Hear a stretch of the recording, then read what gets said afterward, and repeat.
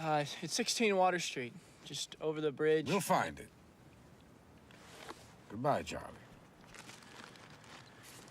Goodbye, Colonel. Come here, son.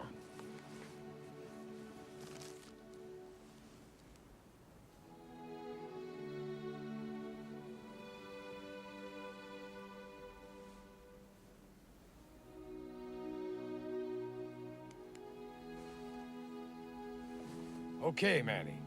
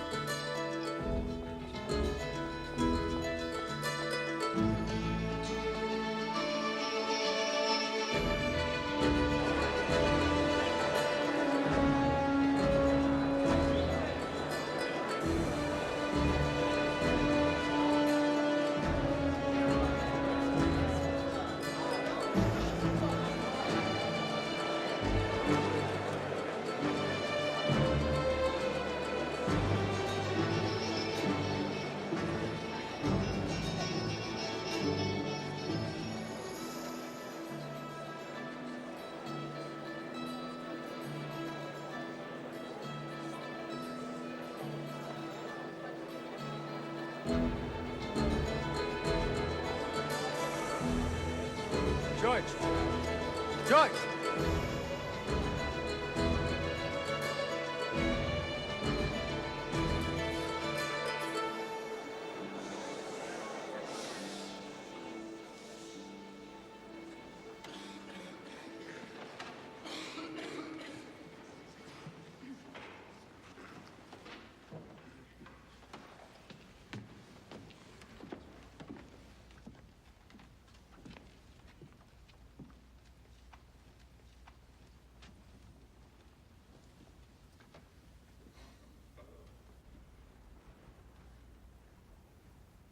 I called an open meeting of this institution this morning because the incident that occurred this Tuesday last describes an issue that concerns all of us.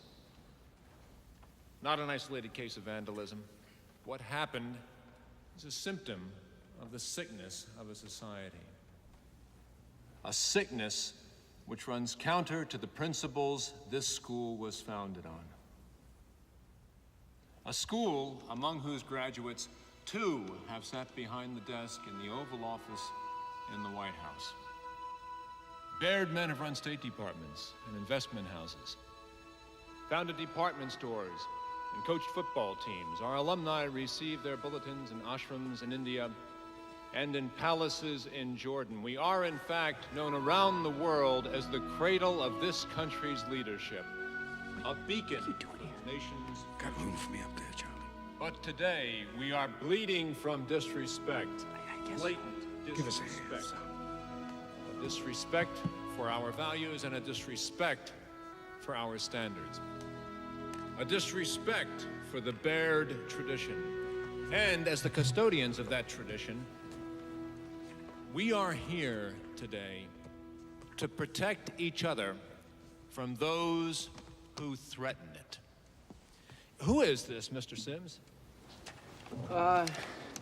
This is Mr. Frank Slade, Lieutenant Colonel, United States Army, retired.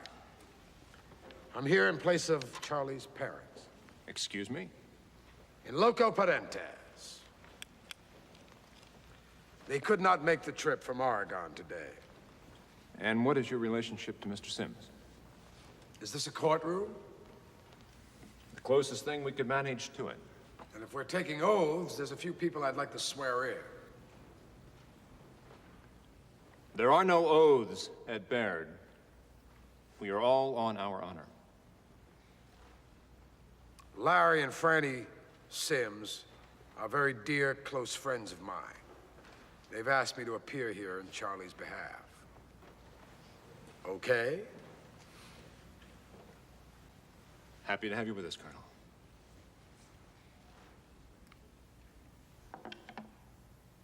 Mr. Willis. Which Mr. Willis? George Jr., sir.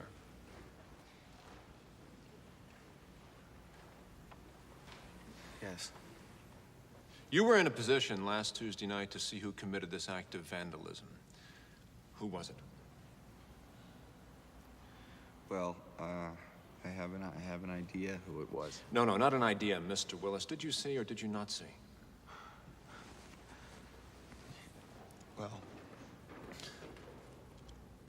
I didn't have my contacts in. Come on.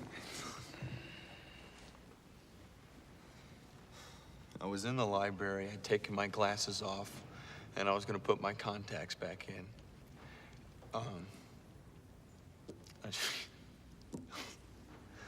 Then I helped Sims close up, and the next thing I know, we're outside, and I hear this sound, and I didn't have any time to put my contacts in. Whom, with your limited vision, did you see?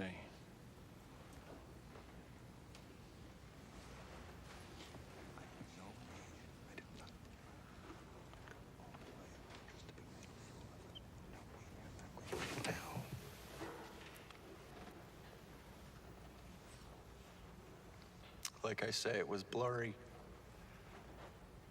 I can't see without my contacts. What did you see, Mr. Willis? What, you mean definitively? Stop fencing with me, Mr. Willis. Tell me what you saw.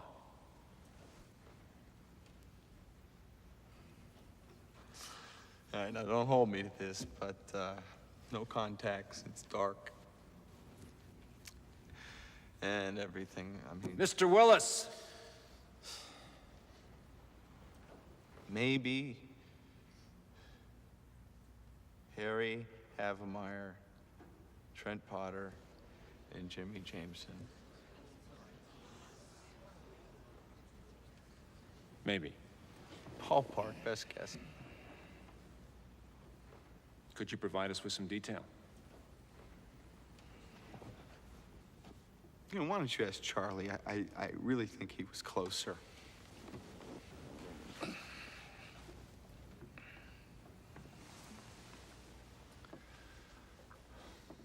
Mr. Sims, Yes. you don't wear contact lenses, do you? No, sir. With your untrammeled sight, whom did you see? Well, I saw something. But I couldn't say who. All right, what was the something you saw? I couldn't say. You couldn't say or you wouldn't say? No, I just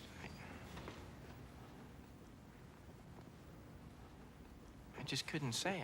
Couldn't, wouldn't, shouldn't. Mr. Sims, you're exhausting my patience and making a mockery of these proceedings. I will give you one last chance. The consequences of your response will be dire. By dire, Mr. Sims, I mean your future will be jeopardized permanently. Now, for the last time, what did you see last Tuesday night outside my office? I saw somebody. I saw somebody. Good. Did you see their size and shape? Yeah. And they were the size and shape of whom?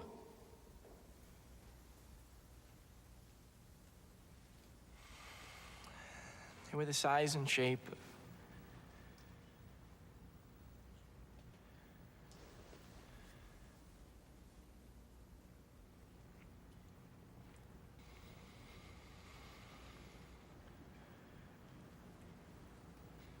most any Baird student, sir.